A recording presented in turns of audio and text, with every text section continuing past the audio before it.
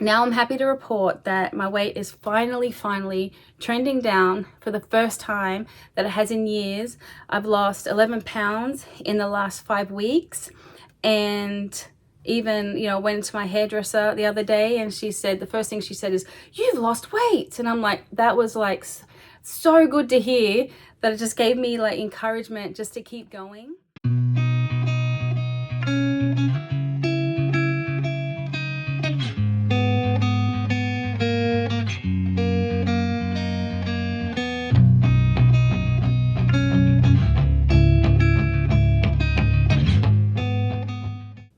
Hello, my name is Dana Bellamy, and I'm the author of Raising Happy Hearts and Little Eyes That See the Glory.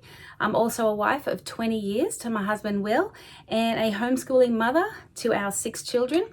And today the Lord wanted me to share about what He has taught me about slothfulness and gluttony. And so if you see me looking down, I have written notes to make sure that I keep everything in chronological order, and to make sure that I stay on track, and that I also share everything that the Lord wanted me to. So if you see me looking down, that's all I'm doing. So the enemy has, well, my husband and I, we have identified 5 areas that the enemy has chosen to specifically attack me in. And whether it's just a generational thing or whatever it is, everybody has issues, and everybody has certain areas that they battle with, and you can for yourself recognize what they are, see what the enemy is doing behind the scenes to have you keep doing that same thing over and over, come out of agreement with him and live in freedom in all those areas. And so my husband and I identified 5 specific areas that my husband says that the enemy tries to have me on a cycle or in a pattern where it just comes around and around and around and around again. Maybe even like, once a month, or, in a certain pattern, in a certain season. And so now that we have recognize those areas, I'm able to more, stand against him. Anyway, so 2 of those areas are gluttony and slothfulness. And although it is, shameful to admit that, it doesn't feel good to admit that. It doesn't even feel good if someone else tells you, "Hey, Dana, you have an issue in this area." It doesn't feel good. But you know what? The Lord, He is the vine dresser. He knows when to water, He knows when to fertilize, and He knows when to prune. And so pruning doesn't feel good. It doesn't feel good when you have, big limbs that are getting sawn off. But the fruitfulness that you get afterwards is so worth it. So I just encourage you just to do the hard things, allow the Lord to discipline you, go through that process, because being on the other side is just so rewarding, and it's so worth it. So, the enemy didn't want me to put out this video once again. I am super nervous even sharing this, and the enemy has brought so much distraction, and I have been super busy lately. I am working on my commercial pilot certificate to be a commercial pilot, and so my check ride is coming up soon. So I've been flying a lot, I've been studying a lot. I still have the kids, I still homeschool, we still have the flight school that we own, that we run. So I've been super busy. So last night I had my husband pray over me that there would be no distractions, and that I'll be able to put this video out today, and praise God, I am. So that is a big bonus. So today someone left me a comment on my first Spirit of Gluttony video, and they said, okay, they can see that they have gluttony, but now what do they do? And so I wanted to respond to that. And so the main thing that you need to do is the whole main battle is understanding what you're up against. Because if you just think it's yourself, then you can't battle against yourself. It's yourself. But if you can see that it's an enemy that you're battling, then that's like a majority of the battle right there, because an enemy exposed is an enemy defeated. And so after that, you have to realize that the enemy brings thoughts, he can bring cravings and things like that. And so when you're aware of that, then you're able to stand against it and not fall for all of his traps every time he sets them out. So the Bible says in James 4:7, submit yourselves therefore to God, resist the enemy, and he will flee from you. So Jesus has already won the war against the enemy. And so we just need to win those battles. We need to, just like the children of Israel went into the promised land and the Lord told them to take the land. That's the same as what we're doing. So we crossed over the Red Sea, we're saved, and now we're heading into that promised land, and there's the enemy there. The enemies are there in the promised land, and we have to take that land bit by bit. And that is like, we have say I have 5 areas in my life that the enemy has had strongholds. Those are the 5 areas that I need to go ahead and take that land. So we have already, gone through the Red Sea, and here we are at our promised land. And so the Lord wants us to go in and to take that land bit by bit. And so the Lord allows us to do that because it really depends on our maturity, because we need to, it's not just getting rid of the enemy, it's keeping him away. And so we need to grow to a point where we just understand the schemes of the enemy, the plots and plans of the enemy, the things that he tells us, so that we can recognize it and we can stand against it, and we can keep our land free from him so he doesn't keep returning, if that makes sense. So with the spirit of slothfulness, or slothfulness in general, I didn't even realize that this was, an issue or anything that I struggled with. Obviously my husband, he drew my attention to it, and it did not feel good to hear that. And, he was telling, and the thing is, my husband never has any malice in his heart or anything. It's just the way that it comes across, the way that it feels when, because the enemy, he's there with those filters that, we hear it as an attack. And it was never meant to be an attack. It was just our loved ones sometimes see something, they see an issue, and so they come to us and they share it with us. And a lot of the time, it's led of the Lord, that the Lord is using them to share something with you. He wants to bring it to light because he wants to expose the enemy, and he wants to bring you freedom.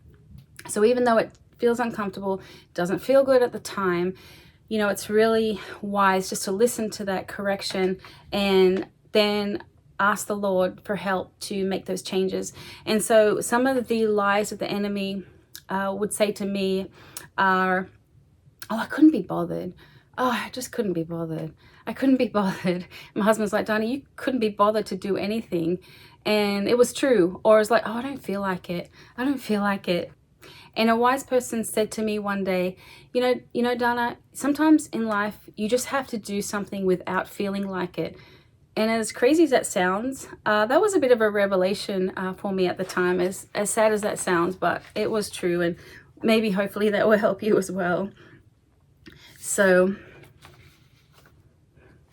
to help against this, and it also makes it sometimes more challenging because, I've raised my children, and, in the past, I had to do everything. I had to do all the cooking, all the cleaning, all the homeschool, all the groceries, everything. Whereas now, I've raised my kids up in such a way that now they do it all. I don't have to cook, I don't have to clean, don't do the kitchen, I don't do the laundry. Basically I'm back to being a kid where I just have to keep my room clean. And because, I've raised my children up to take over all those chores, and so it's so easy now to get in that rut of just being more stationary. And so to get myself moving, I have given myself a step challenge, and I find that that's really good because, I have a step goal, and then I can do, whatever I want to meet that step goal. And so lately I have been jumping on the rebounder, the mini trampoline. And so I've been doing that, and it actually gives me all my steps, and it's actually really fun, and it's really healthy. And so, if you are wanting something that you can do just in the house, I can even watch YouTube while I'm bouncing or anything like that. And so it's actually a really good thing to do. And the lymphatic system actually doesn't move unless you exercise. And so exercise is very needed, and it's very healthy. And I only used to exercise when I was trying to lose weight. And so if I fell off the bandwagon with what I ate, then I fell off the bandwagon with the exercise. But now I realize that exercise is not just for losing weight. It's actually so important for your health, and your body needs that exercise. And so now I'm able to separate, diet with exercise, and focus on doing the exercise for health reasons and not just for losing weight reasons. And I also am very inspired by elderly people that can, do a lot of things that most elderly people can't do. And there was a lady I saw a video of, and she was in her 70s, and she was thin, but she got to a point where she couldn't get up and down off the toilet without a lot of strain. She would have to hold on to everything around her to lower herself down, and then use that again to like lift herself back up. And she was finding that she was getting less independent. And so she started working out in her bed, where she would just lay on her bed and start lifting up her legs. And then she got to a point where she could exercise outside of the bed. And now she's doing these maneuvers that I don't even think that I could do, like standing on her head and handstands and things like that. And now she demonstrated that she could just get on and off the toilet without using her hands. And I was like, you know what? When I get older, I want to make sure that, my body's strong, my body's healthy. And so I know that starts today, that I need to be consistent today so that in the future that will be my reality as well. Now back to gluttony. So people have asked me often about my results and how I'm doing and all the rest of it. And I hadn't shared it much up until now, just because even though I knew all those things, it was just crazy how quickly I would forget them, and how I would just get these subtle thoughts from the enemy about different things that would negate everything that I've learned. And just bit by bit, more sugar would creep in, and more food would creep in, and I would find myself right back to where I was, and I just wasn't having those results. And I thought, well, maybe it's just because I'm older, like I'm just not losing weight like I was. And it was like so frustrating for the longest time, because I was just wondering like why I couldn't lose weight. It was just, and now it has been years, and if I manage to lose any weight, it's just like this tiniest amount, and then that's it. I just go back to actually higher than when I started. Just like I mentioned in my first gluttony video, it actually continued the same trend. And so I have some good news at the end. It's not bad news. So at that point, one of my friends that I mentor, a young lady, she was talking to the Lord, and she had always grown up with an obese mother, and they would just eat a lot of processed foods and a lot of sugar growing up, and that's all she knew. And so she wanted to make a change, and the Lord said to her, call Dana and ask her what I shared to her about sugar. And so she did, and I felt so convicted, because I knew all these things about sugar, and then I wasn't doing it. And so after she said that, I was like, okay, I have to come up with a plan. I have to, cut out the sugar. And I did for a while. But then I fell off the bandwagon again. And so one day Will sent me a short video in which a guy was talking about weight loss. He talked about how insulin blocks the body's ability to access the fat stores. So I knew that as long as I was having those insulin spikes every time that I ate, my body couldn't access the fat stores. And I knew all this, and I knew the Lord had already shown me this. And so I was thinking about what eating plan to do for the millionth time. But I was lamenting because I had not been able to stick to any plan long term. You know the struggle. Now that you're an adult, you have your own money, you have your own car, you can just go ahead and just get pretty much whatever it is that you want, and you're not a kid anymore, and you don't have your parents putting those boundaries on you and telling you no. And so you actually have to be the one to tell yourself no. But so one day I was lamenting to the Lord about how I just couldn't stick to anything. And the Lord said, oops, sorry, I almost fell over.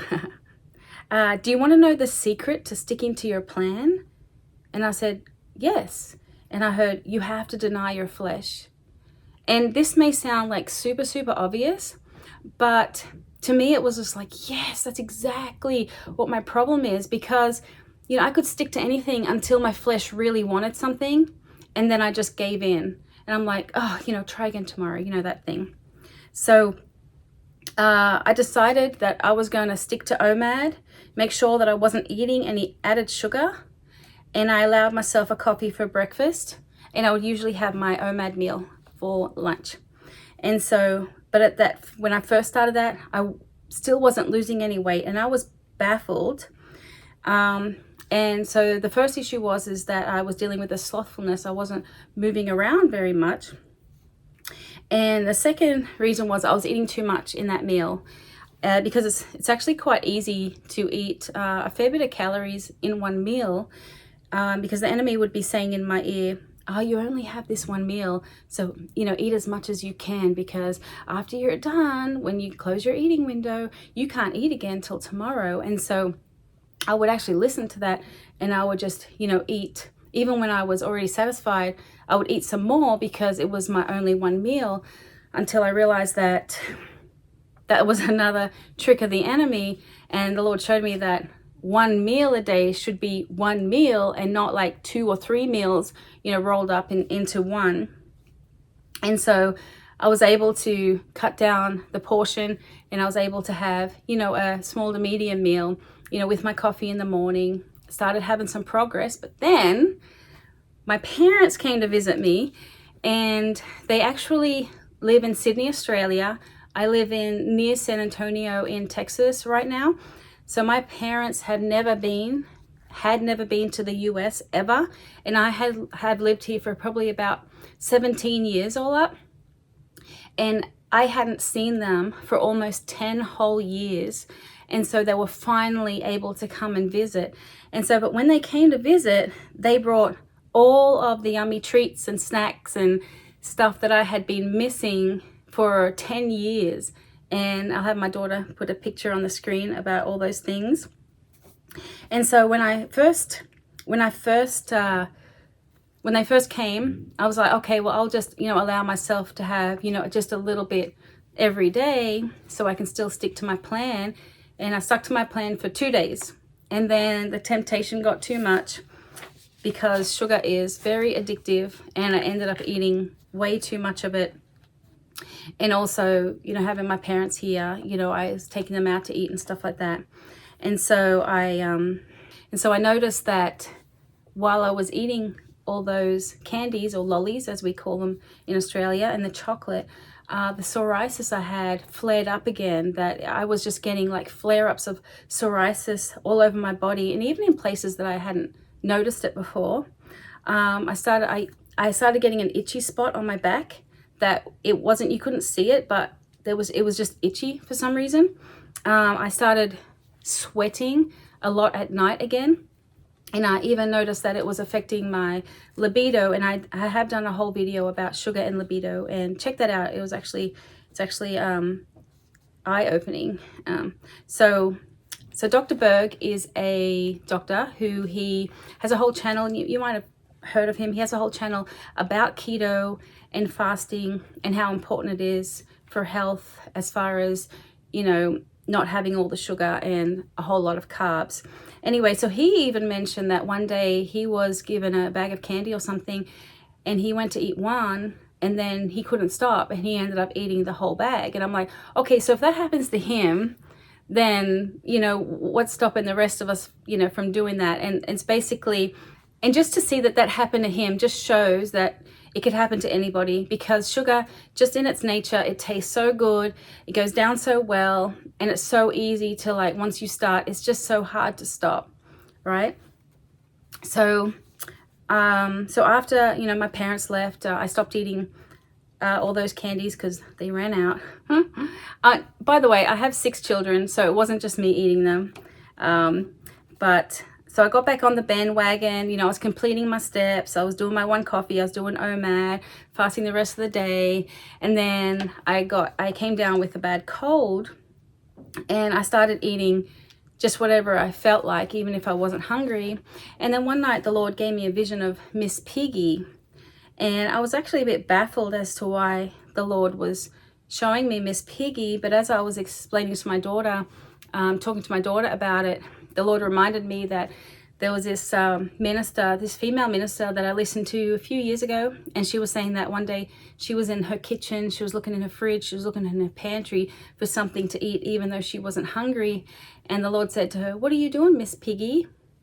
And so I just realized, okay, so now the Lord's saying that I'm acting like Miss Piggy, and I guess it's because I'm eating when I'm not hungry. And so that's the last time that I made that change, and it was the last nudge that I needed to just do the right thing, right? Because I mean, it's never a good day when the Lord has to call you Miss Piggy, right? So now I'm happy to report that my weight is finally trending down for the first time that it has in years. I've lost 11 pounds in the last 5 weeks. And even, you know, went to my hairdresser the other day, and she said, the first thing she said is, "You've lost weight." And I'm like, that was like so good to hear, that it just gave me like encouragement just to keep going. And as a matter of fact, it's actually really easy right now because I have cut out the sugar. My body is already, I guess it's in ketosis, because I don't get those hunger pains and all the rest of it. It's just really easy to stick to. And I just want to do a quick note about the scale. The scale is another way that the enemy can really get to you when you're trying to lose weight, because the scale fluctuates, you know, every day. You know, the weight of water is pretty heavy. And so if you just, you know, have extra water retention one day, then, you know, the scale will go up, and then you'll feel bad because you'll see a rise in the scale, but it's actually not fat, it's just water. And so what I recommend is using a app like Happy Scale. And Happy Scale is what I use, and it actually shows the trend, a downward trend or an upward trend, so you can kind of, it just keeps you focused with, you know, consistency and with the trend, and not by the day-to-day fluctuations. And so I just remind myself, like even if I get on the scale and it doesn't exactly say what I want it to, I say to myself, just stay consistent. And I've been saying that, and I've been doing that, and I've finally been noticing that it might, you know, the scale might even just plateau for days, but then if you keep going, you'll notice that it goes down again. So I just want to encourage you with that.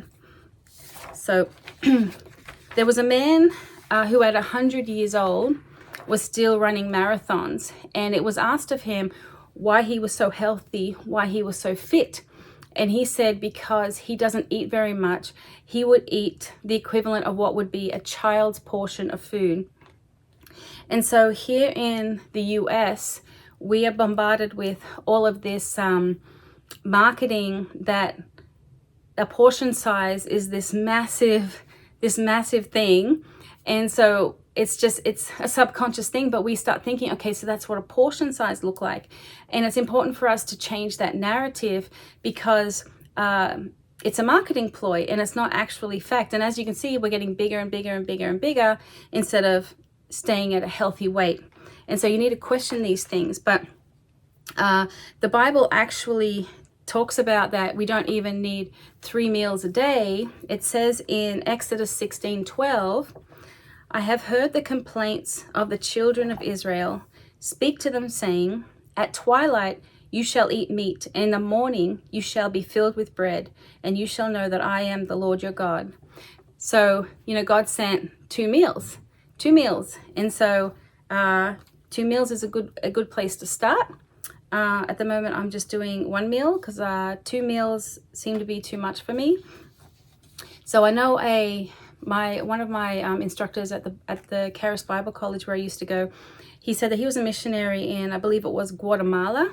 And when he first got there, they gave him a really small breakfast. And he was like, okay, so when's lunch? And then lunch came, and I remember what he got for lunch. It was like 1 slice of bread with 1 thin slice of cheese and 1 slice of like ham. And so he ate it and be like, okay, so when's dinner? And then he got to dinner, and it was another like really small portion. And he was just like, you know, in his American mind, he was just like, you know, I can't survive on this. What's with all this, you know, tiny amount of food?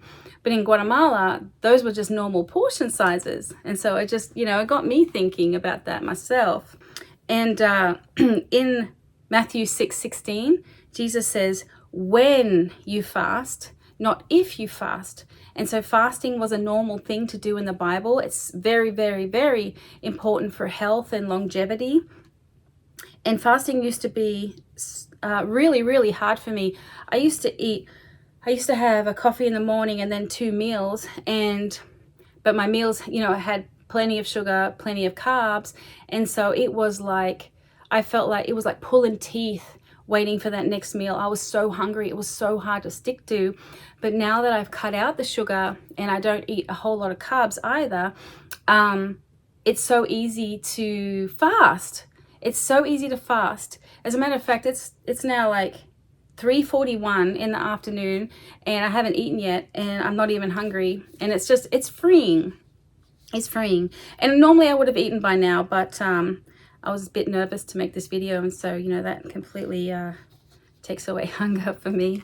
But I also wanted to mention about sugar withdrawals, because when I first cut out sugar, or every time I end up getting back on the sugar bandwagon and then cutting it off, I might feel terrible for a couple of days, just really lethargic, headachy, and things like that. And I'm like, what is that? And I found that is, I don't know if it's exactly related. I don't know if it is sugar withdrawals or whatever it is, but I've just noticed that after cutting out sugar, I always feel this way. And so if you also feel that way when you cut out sugar, just know that it's not going to last forever. It's just for a short period of time, and then you'll start feeling better as you go. And also, if you're first starting to cut out sugar and you want to start fasting, I would probably recommend cutting out that sugar first, and then maybe gradually, cutting down the amount of times that you eat to make it easier. Because I know when I first started, it was like super, super challenging, super, super difficult.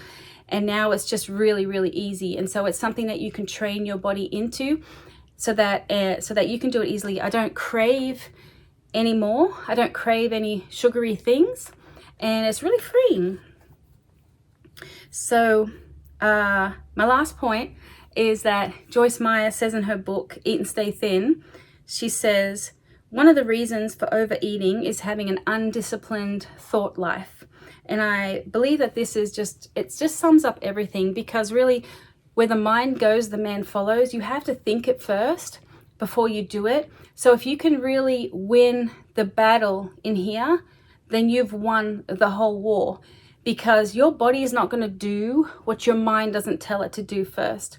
And so when you have, thoughts where the enemy tries to feed you temptations and things like that, you need to speak back. And so if you need to write out a list of things, put it on your mirror, put it on the wall next to your bed, write out a list of reasons why you exercise, why you fast, why you're cutting out sugar, all the health benefits, the weight loss benefits, whatever it is, whatever motivates you, all the reasons, and just put it there so that you can see it, and it keeps you focused. So when the enemy comes and he tries to throw you off course, then you will remember, because it's always in front of your mind, no, this is why I'm doing it, and I'm not going to give into this temptation. I'm not going backwards.